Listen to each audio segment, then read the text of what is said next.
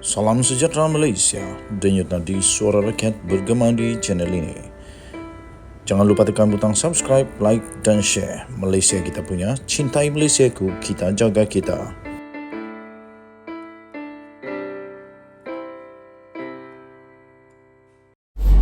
Salam sejahtera Malaysia, denyut nadi suara rakyat bergema di channel ini. Nampaknya kes SRC International Najib Razak tidak akan pernah selesai. Ingatkan selepas kalah di Mahkamah Tinggi, buat rayuan dekat Mahkamah Rayuan, kalah lagi 1-0, 3-0, dah jadi 4-0.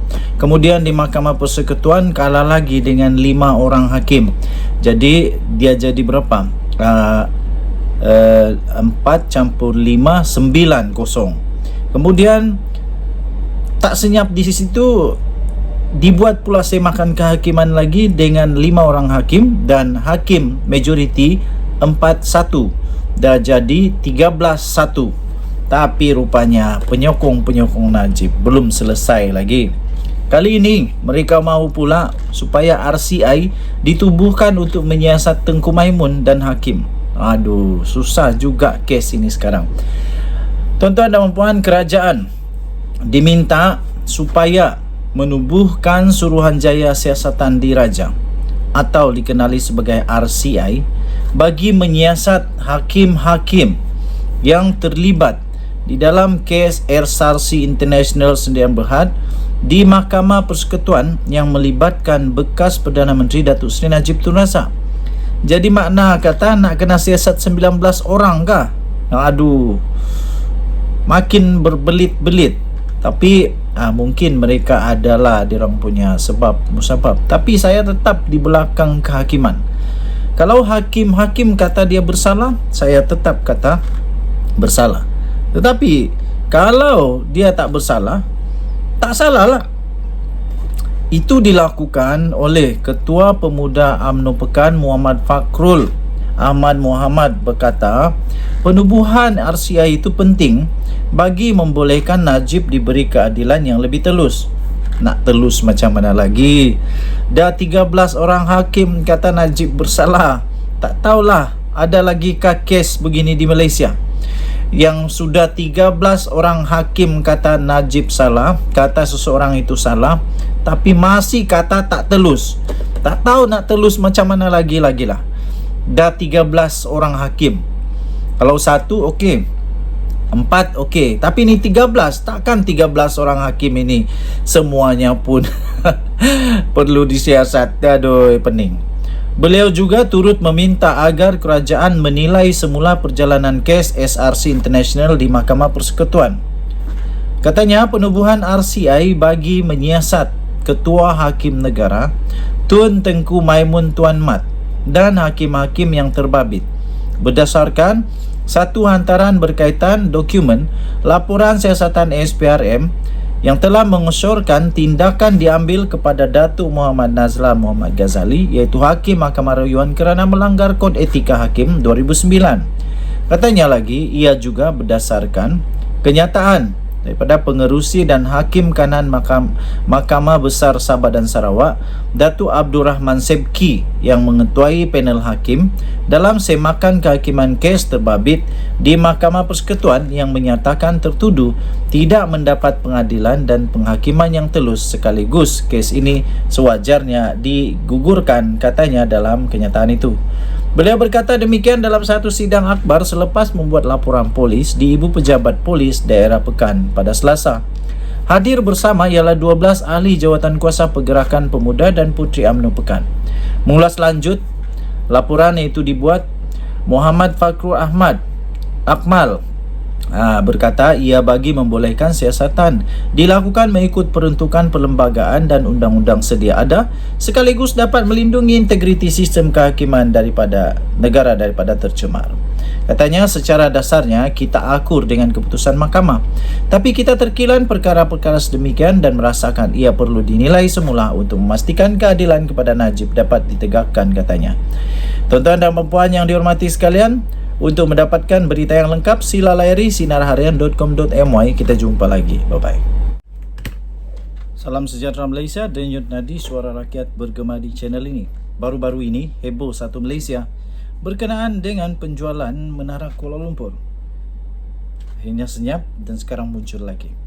Terbaru ini, tuan-tuan dan puan-puan yang dihormati sekalian, SPRM pasti sedang membuat siasatan yang membuatkan ramai orang panas bontot, ramai orang yang takut.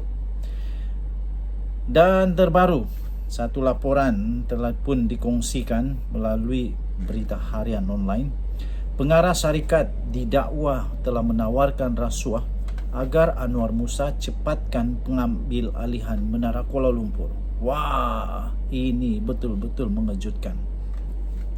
Sebuah syarikat dan pengarahnya telah didakwa di dua mahkamah seksyen pada hari ini di atas dua pertuduhan, termasuklah menawarkan rasuah sebanyak RM500,000 setahun selama 15 tahun kepada seorang ahli perniagaan bagi faedah Menteri Komunikasi dan Multimedia pada ketika itu, Tan Sri Anwar Musa.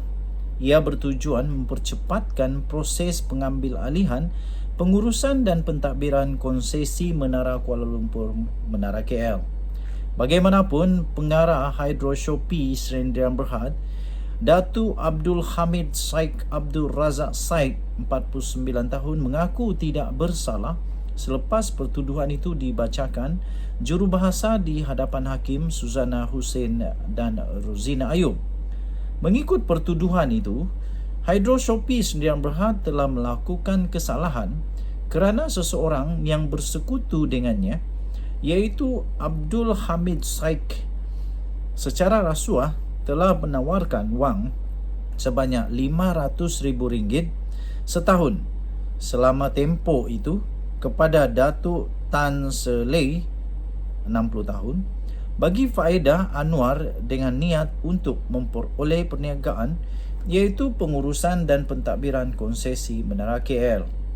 Oleh yang demikian, syarikat itu telah melakukan kesalahan mengikut Seksyen 17A-1 Akta Suruhanjaya Pencegahan Rasuah Malaysia SPRM 2009 dan Akta 694 yang boleh dihukum di bawah Seksyen 17A-2 Akta yang sama. Seksyen itu memperuntukkan denda tidak kurang daripada 10 kali ganda jumlah atau nilai suapan atau RM1 juta Malaysia mengikut mana yang lebih tinggi, atau penjara maksimum 20 tahun atau kedua-duanya sekali jika sabit kesalahan. Abdul Hamid pula berhadapan dengan tuduhan menawarkan kepada individu yang sama suatu suapan, iaitu RM500,000 dalam tempoh yang sama sebagai dorongan kepada bekas menteri itu melakukan satu perkara dicadangkan, iaitu mempercepatkan proses pengambil alihan pengurusan pentadbiran konsesi Menara KL oleh Hydro Shopee Sdn Bhd. Pendakwaan itu mengikut Seksyen 16-6-B Akta SPRM 2009, Akta 694 yang boleh dihukum di bawah Seksyen 24-1 Akta sama yang memperuntukkan penjara maksimum 20 tahun, denda dan tidak kurang 5 kali ganda jumlah atau nilai suapan atau RM10,000 mengikut mana yang lebih tinggi jika sabit kesalahan. Kedua-dua kesalahan itu dilakukan di Kementerian Komunikasi dan Multimedia Lot 44G9, Persiaran Perdana Persit 4, Pusat Pentadbiran Kerajaan Persekutuan Putrajaya di antara Julai dan Ogos 2022. Susulan pengakuan tidak bersalah itu, timbalan pendakwa raya Mahadi Abdul Jumaat menawarkan jaminan sebanyak RM100,000 dengan seorang penjamin terhadap pengarah itu atas dua tuduhan berkenaan.